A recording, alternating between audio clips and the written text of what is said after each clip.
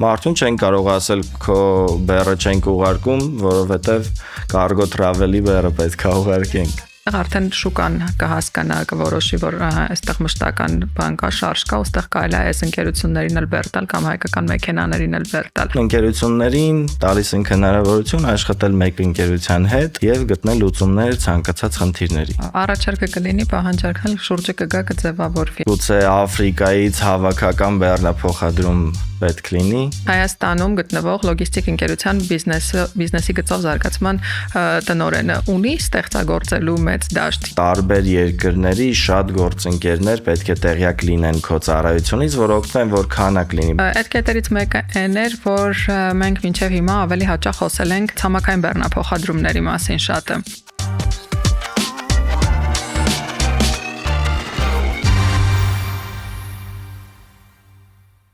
Ողջույն բոլորին, դուք միացել եք Իլոջի ոդկասթի հերթական էպիզոդին։ Մեր հաղորդումները թեմատիկ հանդիպումներ են նվիրված լոգիստիկայի եւ էլեկտրոնային առևտրի ոլորտներին։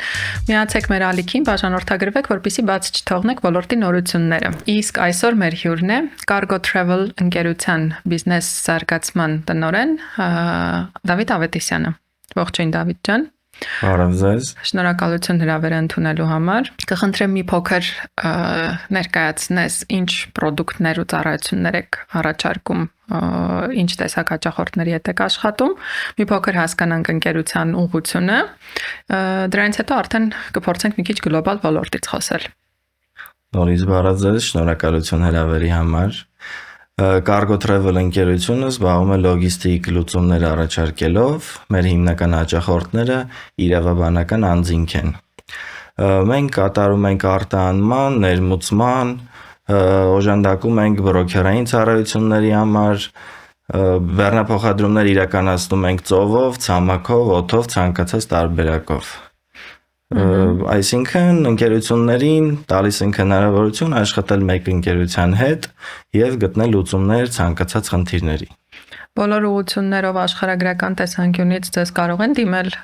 հիմա լսարանի համար եմ այս հարցերը տալիս, որ քաղաքական խնդիրներ եթե չունենք տվյալ երկրների հետ։ Չէ, առանց տենց քաղաքական, այսինքն աշխարհագրական ցանկացած ուղղության հետ աշխատում եք։ Նույնիսկ լուծումներ ենք ճարում, երբեմն անհնարին ուղղությունների համար, օրինակ գուցե Աֆրիկայից հավաքական բեռնափոխադրում պետք լինի, դրա լուծումն ենք փորձում գտնել։ Տենց դեպք եք ունեցել։ Հա, լինում է։ Հա, շատ բան հավես դեպքեր կունենաք։ Լավ, այս զրույցի ընթացքում եթե տենց ինչ որ զավեշտալի դեպքեր հիշես կիսվի մեզ հետ, տեսնենք ինչ որ կոնկրետ տեղից կոնկրետ բեռի ինչ դեպք ա եղել, որտեղ այս վերջերս մենք օֆիսում աշխատանքային process-ի ժամանակ ներմուծման ցուցանիշներ էինք նայում ու մեր թիմի անդամներից մեկը բացահայտեց, որ Աֆրիկան ինչ որ քաղաքից հիմա չեմ հիշում 10 թե 12 կիլո ներմուծում էր եղել ու տենց մեզ հարցեր անհանգստացնում թե այդ ինչ ա եղել, ինչ սպეციფიკա դուք եք արել, բարձրի այդ բեռը դուք եք ներմուծել։ Չէ, ունեցել էինք նման բան, ավելի շատ քննարկումներով է, էլի տարբեր կոնֆերանսների միջոցառումների ենք մասնակցում։ Այդ միջոցառումների ընթացքում նենց է լինում, որ արդեն օրինակ Չինաստանը մեր համար որպես գործընկերային մաս հիմնականում հագեցած շուկա է, այսինքն մենք ունենք հստակ գործընկերներ, աշխատում ենք այս 3-4 գործընկերոջ հետ օդի մասով, որոշների հետ դեպի փոթի, որոշների մասով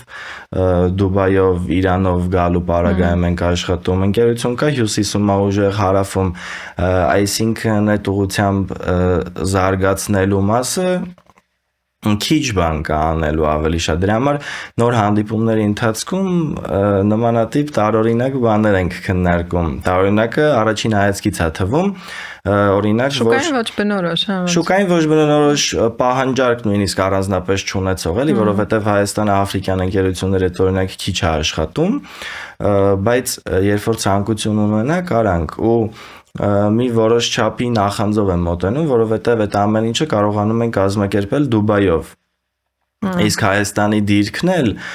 ծովայինը որ դնենք մի կողմ, ցամաքային ու օդայինով շատ հրաշք դիրք է, ճիշտ է, պատմականորեն ոնց որ Խաչմերուկում գտնվել է տարբեր ժամանակներում վատ է անդրադարձել, բայց մենք փորձում ենք, մեր տեսլականը տենց ենք գծել, որ մետաքսի մեծ ճանապարհը ոնց որ վերականգնենք ու Հայաստանը հատկապես ցամաքային ու նույնիսկ օդայինի համար ցամաքայինը մեր հնարավորությունները ավելի մեծ, այսինքն օդայինի համար շատ լրացուցիչ գծեր պետքա քշեն Հայաստան, բեռնային ինքնաթիռներ պետք է ավելացնենք տերմինալը, սպասարկումը, արագությունը, ներքին սպասարկման գները, որ միջազգային մակարդակով շատ ձեռնտու լինի։ Ցամաքայինի մասով մի քիչ ավելի հեշտ է առնվազն մեր պատկերացմամբ ու ինչքան որ կարողանում ենք անել, որովհետև Հայաստանը բաժանում է Եվրոպան Ասիայից, ամենաբնակեցված Եվրասիայի կենտրոնում անգնում, նույն Դուբայը կամ Ստամբուլը, որ համարվում են կենտրոններ, իրանք բավականին ցածր են գտնվում մեջտեղի մասից, այսինքն բոլոր թռիչքները գրեթե Դուբայով են կապում, Դուբայ, Աբու Դաբի, Շարժա, շատ էական չի կամ Քաթար, իրանք ներքևի մաս են, այսինքն ամբողջ Եվրոպան դեպի ներքև է ուղևորվում, որից հետո օրինակ նույն Չինաստան, Ուզբեկիստան եւ այլ երկրներ դեպի վերև է գնում Հայաստանը շատ հարմար դիրքում է գտնվում ու մենք հույս ունենք, որ որոշ ժամանակից ավելի լավ, ավելի ամբողջովին, ավելի համապարփակ լուծում կճարենք, օրինակ նույնիսկ Իրանից Ուզբեկստան, որ ավելի մոտ է ուղիղ գծով գնալը, մենք կարող է այդ ուղղությունը տեղափոխենք Հայաստան։ Այսինքն մտածում ենք նաև նման ծառայությունների մասով, որովհետև օրինակ Ուզբեկստանի հետ առևտուրը Հայաստանի այդքան մեծ չի, շատ դեպքեր մենք տանում ենք Մոսկվա, Մոսկվայից ենք բերում, բայց Հայաստանը կարող է լինել շատ հարմար կետ, հատկապես ցամաքային բեռնափոխադրումների հիմիկվա պարագայում, գուցե որոշ ժամանակ անց նաև ծովայինի մասով, ու տենց մենք փորձում ենք այդ ուղղությամբ որոշ գործում քայլեր ձեռնարկել։ Հասկացա, նայ, հիմա մի քանի հետաքրքիր առանցքային կետեր բխեց քո տեքստից իմ մտքում, որ մենք դրա շուրջ կառուցենք ընդհանուր մեր խոսակցությունը ու որոնք կետեր են, որոնք թույլ կտան նաև տարբերել այսօրվա մեր զրույցը ու նյութը մեր մինչև այդ ունեցած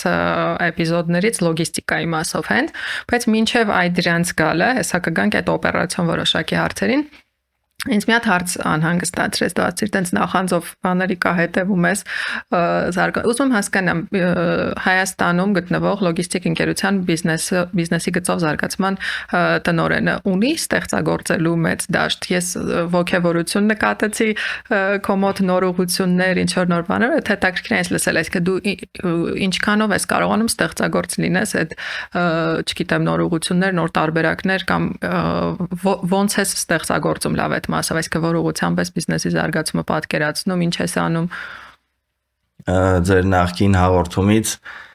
էլի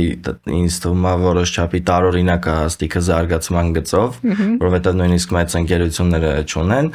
մեր համար շատ կարևոր էր այդ փոփոխությունը, այսինքն ոչ թե ընկերությունը նույն ծառայությունը մատուցի ինչ որ բոլորը, այլ որևէ փոփոխություն, դերական ազդեցություն, շարժ բերի այստեղ ու ծառայության որակը բարձրացնի։ Հավելյալ արժեք։ Հա, հավելյալ արժեք ստեղծի։ Լոգիստիկան շատ կարևոր բան է երկրի արտադրության ու մնացած բաների համար, որովհետև նույն օրինակ որ նայենք լոգիստիկայի գնով արտահանման որոշումը թե դու միջև որտեղ կարող ես ապրանքները տանել։ Այսինքն, եթե Բրազիլիան Հայաստանից շատ հեռու է գտնվում, նույն ապրանքի արտահանումը Բրազիլիա ավելի թանկ է նստում։ Շուկաներ կան, որոնք շատ զարգացած շուկաներ, որոնք գներին կարող են չնայել եւ իրենց համար շատ էական տարբերություն չլինի, նույնիսկ ինքնաթիռով աշխարհի ծայրը ուղարկել 2 հատ կոնյակ, սակայն մեծացած արտադրությունը, որը ապահովում է հիմնական աշխատանքը մարդկանց համար, երկիր շատ գումար ներդրումներ են գալիս, դա այդ հնարավորությունն է։ հիմիկվա դրությամբ համ դրական, համ բացասական կետ կա, որ մեզ մոտ արտահանումը ավելի էժան է, հատկապես դեպի ԱՊՀ երկրներ, ու այդ քիչ գնի հաշվին մենք կարող ենք մեր արտադրությունը զարգացնել, ավելի հեռու տեղեր ուղարկել, նույն Վրաստանի հետ համեմատած, որը շատ երկրներին ավելի մոտիկ է գտնվում, այնտեղից արտահանումը ավելի թանկ է, քանի որ Հայաստանը կախված է ներմուծումից, դա լրացուցիչ հնարավորություն է տալիս, որ մենք կարողանանք արտադրել եւ այդ արտադրանք ուղարկել։ Ու ըստ այդմ լուծումները տարբեր են։ Ցանկացած դեպքում, երբ որ ինչպես արդեն նշեցի, որ հագեցած շուկաներ կան, որտեղ առանձնապես գործընկեր նոր չենք փնտրում, սակայն տարբեր ծանոթությունների եւ այլնի շրջանակում ունենում ենք տարբեր քննարկումներ։ Այդ քննարկումների դեպքում հասկանում ենք ապրանքները որտեղից որտեղ են գնում, որ երկրներում խնդիր կա, տրանզիտի դեպքում ինչ process-ներ է, ինչ գներ է, ինչ ժամկետների մասին է խոսքը։ Այս արտահանման կտորի մասին ենք, չէ՞։ Չէ, ցանկացած, այսինքն եթե մենք Հայաստան դիտարկում ենք որպես խաշմերուկային երկիր, որը պետք է կազմակերպի այս ամեն ինչը, միտեղից ներմուծում է լինում, միտեղից արտահանում։ Այսինքն մենք մտածում ենք այդ ամբողջ ուղղությամբ, բոլոր ուղղություններով ենք մտածում, որի մասին ավելի շատ ֆիքսվելը, ավելի լուծում գտնելը կախված է նաև թե որ գործընկերների հետ ենք շփվում, որովհետև շատ մեծ process է Հայաստանը կենտրոնական այդ խաշմերուկի դիրքը օգտագործելը, մենք պետք է սկսենք որոշ կետից, օրինակ դիտարկենք, որ Իրանի որոշ ապրանքներ սանկցիաների տակ չեն գտնվում, նույնը Ռուսաստանի, նույնը անմիջապես դեպի Ռուսաստան եվրոպական բեռներ են գնում, սակայն որոշ չափի խնդիր կա կամ խնդիր չկա, ենթադրենք Տաջիկստանի եւ Եվրոպայի մեջ, բայց փոքր բեռները կարող են օրինակ Հայաստանով գնալ, հատկապես երբ որ խնդիր ունենան։ Հատկապես երբ որ մեր մոտ արտահանումը էժան է ստացվում, իսկ Տաջիկստանը պահանջարկ շատ ունի, ենթադրենք Եվրոպայից։ Եվրոպայից եթե ուղիղ Տաջիկստան է գնում, գինը շատ թանկ է լինում։ Իսկ եթե բեռները գան հատկապես հավաքականները Հայաստանում ու process-ային արժեքային գինը էժան լինի, մենք կարողանանք նրանց արտահանումը ավելի էժան կազմակերպել, որովհետև մենք փոխենք տրանսպորտային միջոցը։ Նայ, հիմա իմ մոտ այս ինչ որ ես քեզ լսեցի, հարց ծագեց հենց ընկերության տեսանկյունից, այսինքն գլոբալ այն ինչ որ ասում ես, որ Հայաստանը այդ հնարավորությունը ժամանակի ընթացքում ունենա, ինքը շատ լավ է բնականաբար։ Ընկերության տեսանկյունից, որ ընկերությունը այդ մասով տենց առաջամարտիկի ինչ որ բանա վերցրել, դրոշա վերցրել, sense ոնց որ իր վրա տնտեսական առումով ձեռնտու են դառնում, այսինքն այդ նոր ուղղություններ մշակելը, այդ սպეციფიկ մոտեցում ցույց տալը, թե ներմուծմանը, թե արտահանմանը, ընկերության համար շահեկան է, շահավետ է, այսպես ասած, թե այդ անում եք զարգացման միտումով ու այս պահին մեկը ստանդարտ ծառայություններն են ապահովում տնտեսական շարժը, այսպես ասած, ընկերության։ Ստանդարտ ծառայություններն են ապահովում հիմնական շարժը, քանի որ պահանջարկ առայժմ մեծ չի, որովհետև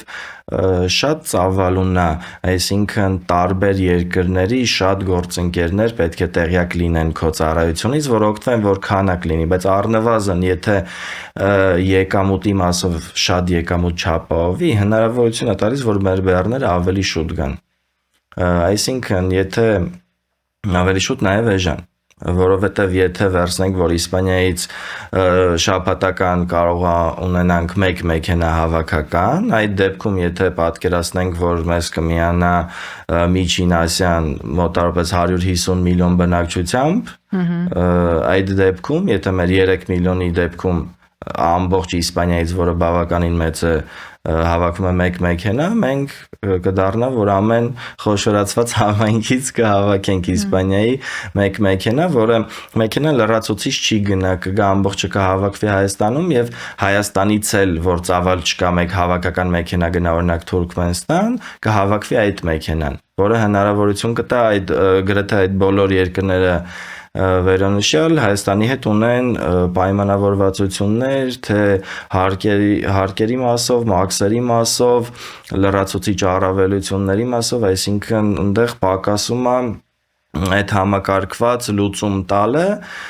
որը արդեն հնարավորություն կտա շուկան զարգացնել։ Բայց գործողություններն էլ անում եք, ոնց որ բացը նկատել եք ու փորձում եք այդ փորձում ենք ուղղակի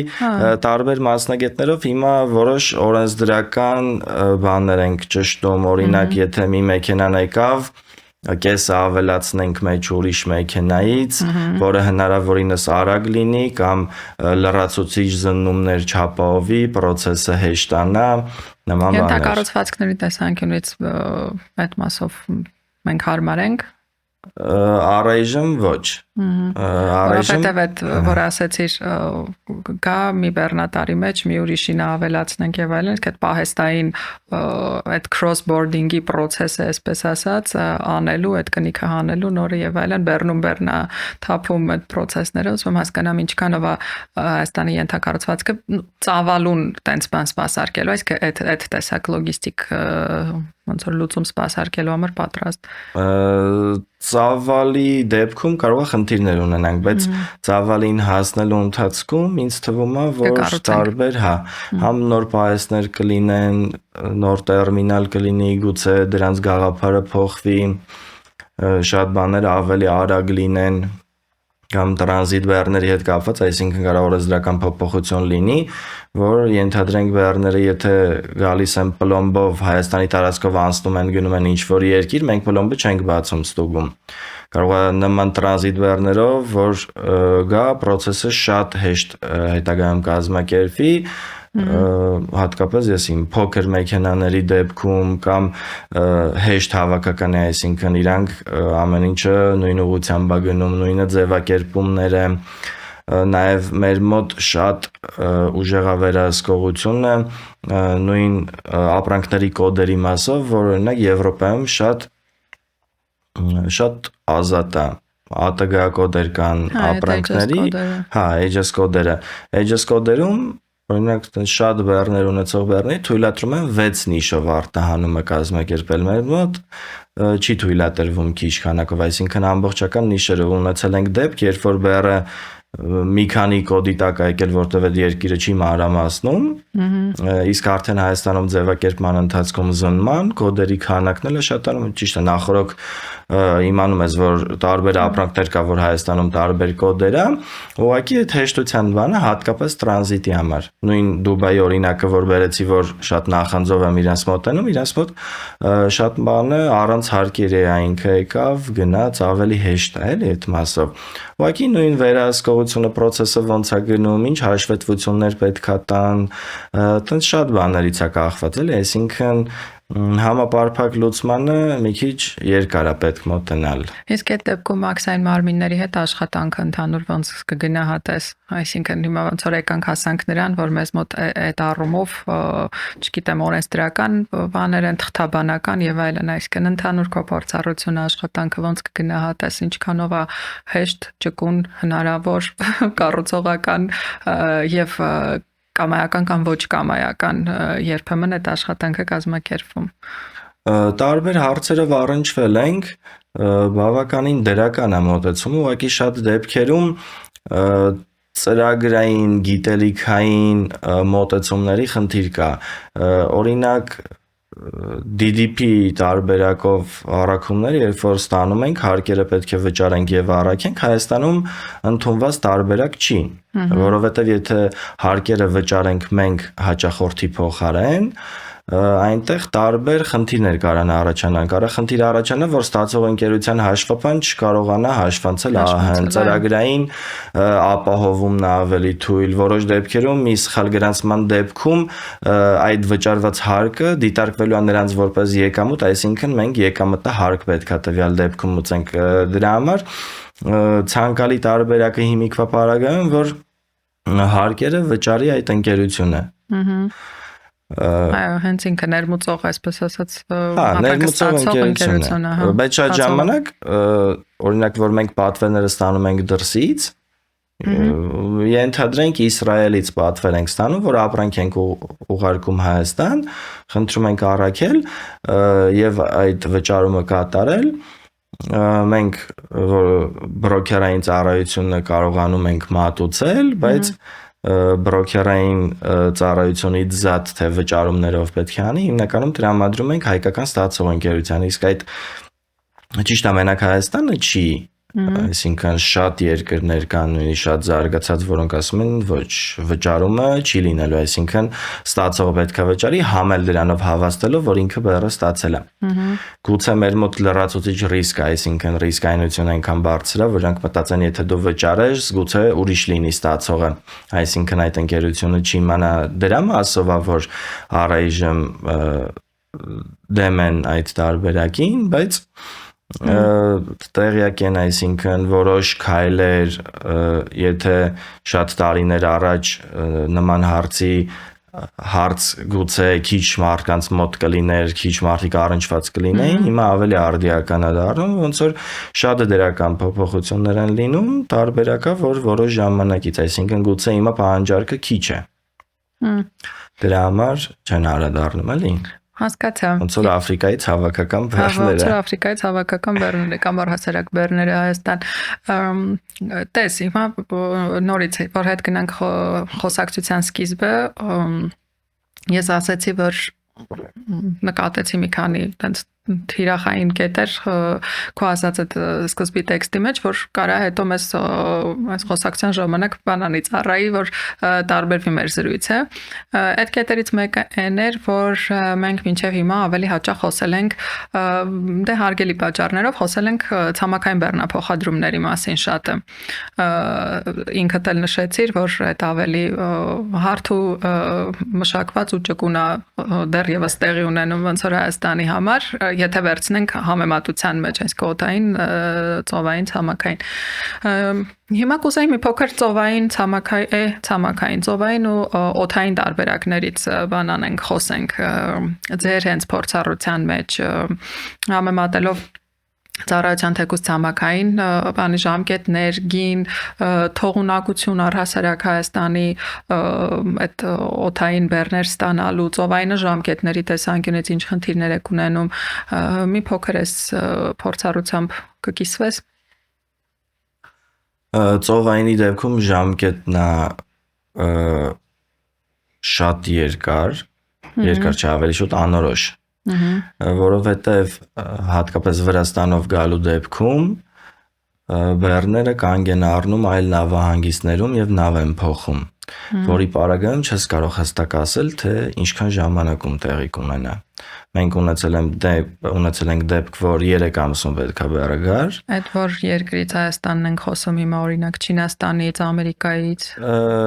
Էական չի, իմ հիշելով Չինաստան էր։ Եվրոպայից ավելի հեշտ կգա էլի դրա համար։ Ծովայինի մասը տարբերություն չկար, որովհետև Հունաստանում կամ Թուրքիայում իրանք նավ են փոխում։ Բուլղարիայում էլ ինչ որ ժամանակ առաջ հիշում եմ Բուլղարիան էլ էր։ Կարա լինի, հա։ Դրա խնդիրը որն է, որ այդ նավը փոխելու պարագայում իրանք քանակ պետք է հավաքեն, որ այդ նավը շարժվի։ Ու գուցե իրանք քանակը չհավաքեն, դրա պատճառով երկար մնա։ Իրանով գալու պարագայում լինում են ուղիղ դեպի Իրան գնացող նավերը, որը ավելի հստակ ժամկետում են տալիս, բայց խնդիրը շատ մատակարարների համար, որ իրանական նավ բարձվի, եւ դեպքեր կան, որ Դուբայով են գալիս, այսինքն Ջեբել Ալի պորտում գալիս, կրկին նավը փոխում են։ Այդ փոխելը հերթերը սեզոնայնությունը տարբեր իմաստներով, համ որ կոնտեյներ չի լինում, որ տրամադրեն, համ լինում է, որ գտնում են կոնտեյները տրամադրում են, բայց դրանից հետո նավի վրա տեղ չի լինում, լինում է, որ նավի վրա տեղ է լինում, բայց նավը չի կարողանում պորտին մոտենալ, որովհետև ենթադրենք շատ նավեր են հերթում կանգնած, հա, կամ էլ իրար հետ էլ որ մի հատ էլ եղանակային է լինում, որ պորտում խնդիր է ծովի հետ կապված չի կարող նավը մոտենա, այդտեղ էլ է գումարվում, բայց որոշ լուծումներ դրանց համար ունենք, հիմնական այդ լուծումները արդեն փորձից է գալիս, էլի, կարող է մենք չբարձենք հիմնական հայտնի պորտերից, այլ բարձենք հայերեն ընդունված ասած պակաս ծանրաբեռված պակաս հայտնի, պակաս ծանրաբեռնված, բայց որ ամենակարևորն է հայկական մարշրուտկաների տարբերակով կանացից։ Այսինքն, որ վերջնական նավը, որ պետք է ուղևորվի, այդ պորտ ինքը մշտական չի, այսինքն գինը ավելանում, որովհետև ավելի հեռու է ստանում, ենթադրենք Նինգբո պորտը շատ ավելի մոտիկ է, ինքը շատ քանակի բեռներ է կարողանում սպասարկել, բայց դու տանում ես ավելի հեռու, ենթադրենք 500 կիլոմետր կամ 1000 կիլոմետր, որ հասցնես ուրիշ պորտ, սակայն այդ պորտից ավելի կարճ է, ինքը մոտավորապես դառնում է նավի եւ բեռնատարի արանքը, էքսպրես նավը։ Բայց նավը չի փոխվում, այսինքն դա նույն Նինգբոից բարձր, ինքը նույն նավով էր գալու։ Ուղղակի ներսի փոքր առաքումն են, էլի, ոնց որ հասցեից միջև պայեստ առաքումն է, այտենց էլ կարա տեղի ունենա նավերի պարագայում։ Նավահանգիստ միջև։ Օթինն էլ սրա ճիշտ հակառակն է։ Օթինն էլ ուղղակի թանկ է։ Հա, ուղղակի թանկ է։ Մեկ էլ Հայաստան շատ չեն ուղիղ չվերթները։ Հիմնականը տրանզիտով է գալիս ինչ-որ երկրներով, շատ տեղերից էլ մեծ ինքնաթիռներ չեն լինում, այսինքն 1 կտոր, 1 տոննանոց բեռներ շատերը չեն ընդունում։ Հա, դա հետո որովհետև մարդատար օդանավների բեռնային, այո, կտորից են օգտվում, իսկ բեռնատար մեքենան օդանավեր չեն սպասարկում շատ հաճախ։ Ունդեղ էլ ինչ ռիսկ կա, որ դուք այդ մեծ բեռների խնդիրն եք ունենում։ Մեծ բեռների խնդիր ենք ունենում, սեզոնայնության, մեկ էլ առանձնապես բեռնափոխադրման հետ կապ չունեցող խնդիր, երբ որ տուրիստներն են շատ։ Ու երկրներ կա, որ շատ է ու չեն նախատեսում ինչքան պետք է բագաժ լինի, ու իրանք շատ են տանում, հա, արդեն բեռնափոխադրումը գնում է երկրորդ պլան, որտեվ մարդուն չեն կարող ասել քո բեռը չենք ուղարկում, որովհետև cargo travel-ի բեռը պետք է ուղարկեն։ Ես ավիաընկերություններ գիտեմ, որ ընդհանրապես cargo չեն էլ վերցնում ու ոնց որ չեն էլ խոստանում, որ կարող է վերցնեմ, եթե տեղ լինի, ասում է, չէ, ուղղակի cargo չեմ վերցնում, այսինքն ես մենակ իմ ուղևորների բեռների համար եմ պատասխանատու, այսպես ասած, դրա համար հա այդ մեծ խնդիր է։ Ու իմիջիայլոց այդ կոնտեքստում տեսանք ես վերջերս օդանավակայանի նոր տերմինալի կառուցման հետ նախագծոր հաստատվեց եւ այլն։ Ուսումնասիրել ես այդ մասը, ինչ ես կարծում, ինչ նոր հնարավորություններ, ինչ նոր թողունակություն կստեղծի ու ինչ ես կարծում, որքանով հենց բեռնափոխադրող օդանավեր մուտքը գործեն հայկական շուկա դրանով ավելի թե բան ինքնարժեքը նվազեցնելու հնարավորություն գտան, թե ժամկետները բարելավելու, թե ծավալային բեռներ տեղափոխելու տեսանկյունից։ Ցանկացած նոր տերմինալ լրացուցիչ հնարավորություն է, որովհետև եթե մի բանը չի եղել հիմա կա, անկախ ամեն ինչից հնարավորինս վատ աշխատելու պարագայում էլ ինքը ծավալ է վերցնելու իր վրա։ Դրա համար ցանկացած նման բան շատ դրական է անդրադառնալու։ Մեր մոտ ինչ խնդիր կար, որ օրինակ սառնարանային ռեժիմ չունենք։ Սառնարանային ռեժիմ օդանավում նկատի ունես։ Օդանավերում էլ կարող է լինի, բայց միջև օդանավ է, այսինքն պահեստում։ Հենց կոնկրետ օրինակ Սվարթնոցը ունի սառնարանային ռեժիմ, հենց իրանք ունեն ու էլի եթե հիմա ես չեմ սխալվի, մեր մոտ էլ տաղավարային մասնակից ունեինք, այս հաուզը իրանք էլ էլի սառնարանային ռեժիմ ունեն ու կարծում եմ էլի կլինեն, նու գոնե 1-2 տերմինալի տարածքում որ մտցնես իրանք սառնարանային ռեժիմ։ Այդ օդանավականինը պիտի լինի, հա, իրանք այդ cooling room-ն է։ Հենց իրանցը ու մեքենա ապահովեն, որը հստակ ջերմաստիճանով կտանի, որից հետո կապահովեն նույնը, գուցե օժանդակեն փաթեթավորման մասով եւ այլն, որ process-ը հնարավորինս շուտ լինի, ճիշտ է, առավելություն տրվում է փչացող ապրանքներին, սակայն երբ որ մեքենայից գալի դատարկվում, ստուգվում, գնում է հիմնականում իրանց պայես, որտեվ ժամանակային առումով էլ պետք է շուտ տաս, որ հնարավորինս ստուգեն այլ բաներով նման բանով բաց կա, այսինքն այդ կետն էլ լրացնելուց ամեն ինչ ավելի լավ կդառնա այդ մասով, նույն ինքը կարող են որոշ չափի փչացող բեռներ կան Հայաստանով, դրանից բացի նույն քո նշած բեռնատար ինքնաթիռները, այսինքն բեռնատարի մի մասը այդպիսի ապրանք կարա լինի, ուղղակի այդ ամենը ծավալի հետ է կապված։ Շատ տեղերից մենք ունենք ուղղակի ուղիղ չվերթներ դեպի Հայաստան, սակայն տրանզիտով ավելի էժան է ստացվում։ Ըստ այդմ, եթե բեռնատար ինքնաթիռներ լինեն, որ գալու են դեպի Հայաստան, հստակ չէ, որ նրանց գինը ավելի ցածր կլինի։ Նրանք առավելություն կտան, երբ որ քանակառավտրաշրջանառություն տվյալ երկրի հետ, հատկապես որ հետ գնալուց էլ բեռներով գնան, այդ դեպքում տեղի կունենա, էլի, այսինքն մի գործոնից չի կախված, շատ գործոններից է կախված, որի տենց-էլի համապարփակ լուծման կամ հիմիկվա մեկ պատուհանի դեպքում, որ եկավ թղթաբանությունն է հեշտ, սա on-line-ա ոչ մի թղթային տարբերակով փաստաթուղթ չկա, ամեն ինչը հեշտացնելու է։ Շատ բանը ժամանակի հարց է, այսինքն ոչ թե դեմ են դրան, այլ դեռ ամբողջովին պատրաստ չի ինֆրաստրուկտուրան։ Հա, դե ենթակառուցվածքների տեսանկյունից բավականին աշխատանք ունենք անելու, բայց ես շատ տենց դրական ու լիահույս եմ, որ որոշ ժամանակ անց Հայաստանը բավականին մրցունակ ենթակառուցվածք կունենա տարածաշրջանում ու հենց տրանզիտային բեռներ սպասարկելու հնարավորություն կունենանք։ Այդ մասով իմիջիայլոց Գյումրու կողմը, Շիրակի Չորնավահանգիստ եւ այլն, որ խոսում ենք, Դուբայից խոսեցիր, իրանց պորտից խոսեցիր, այնտեղի հայտնի Դուբայ Սաուխը, որի մոդելի 4 տեսակը, այսպես ասած, Չորնավահանգիստը մեր մոտ է։ Այս մասով ինչ կանխատեսումներ ունես, ուսումնասիրել ես, ինչ կարծիք ունես,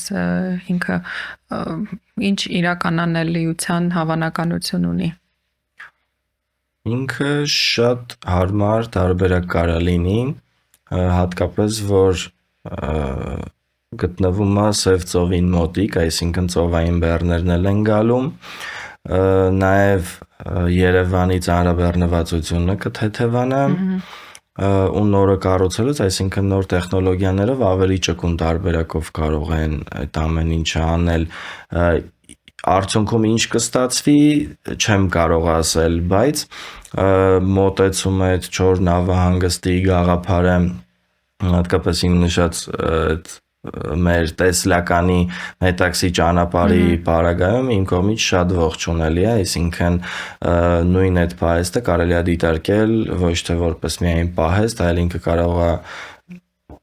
շատ ընկերությունների համար դիստրիբյուցիոն կենտրոն էլ հանդիսանալ,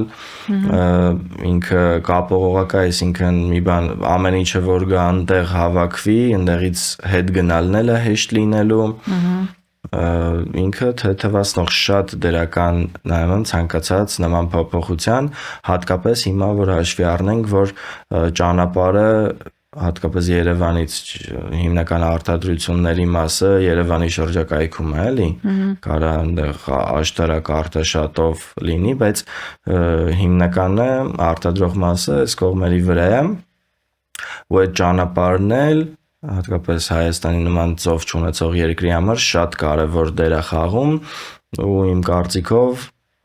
գուցե իրենք հաշվի են առել, որ այդ ճանապարհից հետո բացեն, որ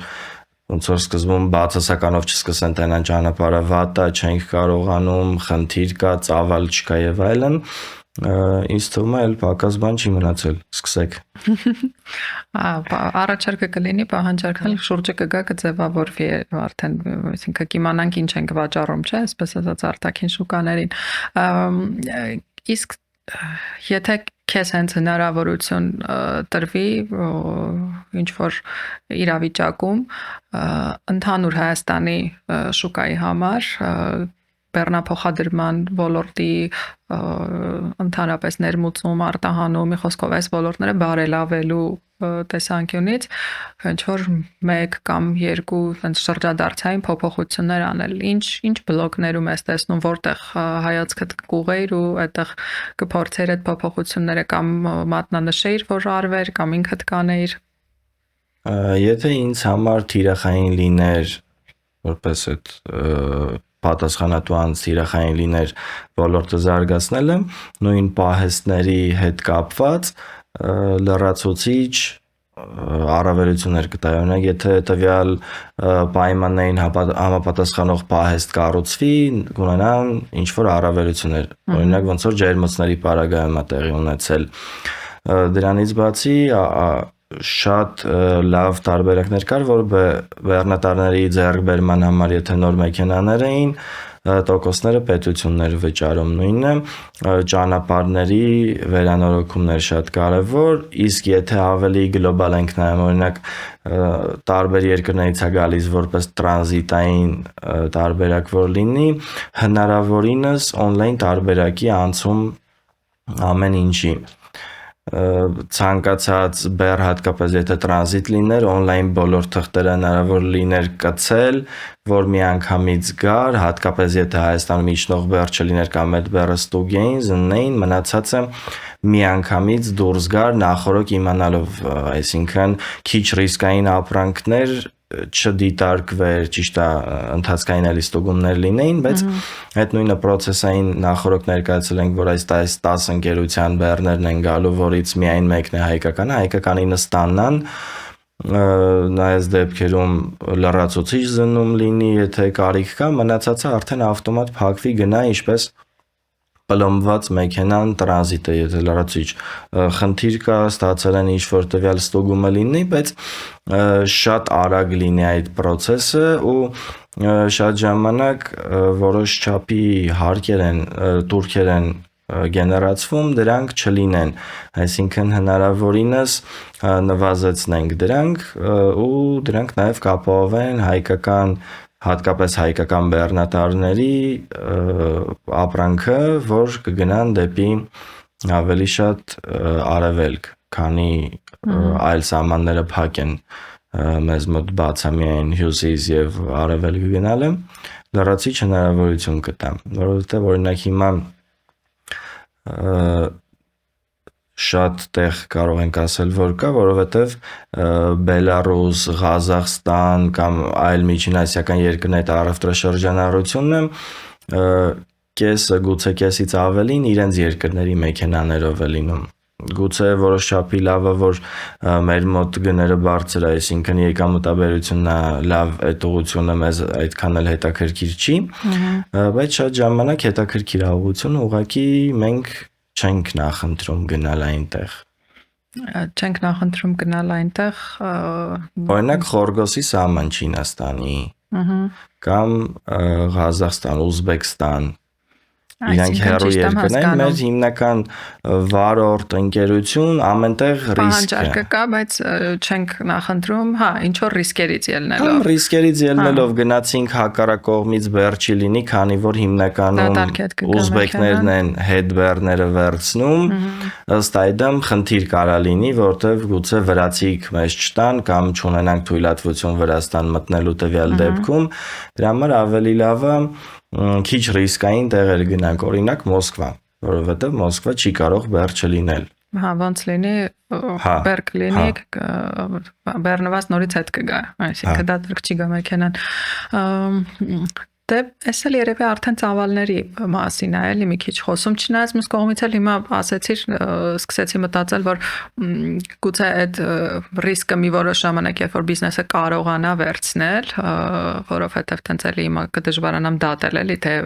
ֆինանսական տեսանկյունից ինչ կարգի ներդրում է պահանջում, որպեսզի այդ ռիսկը որոշ ժամանակ բիզնեսը կարողանա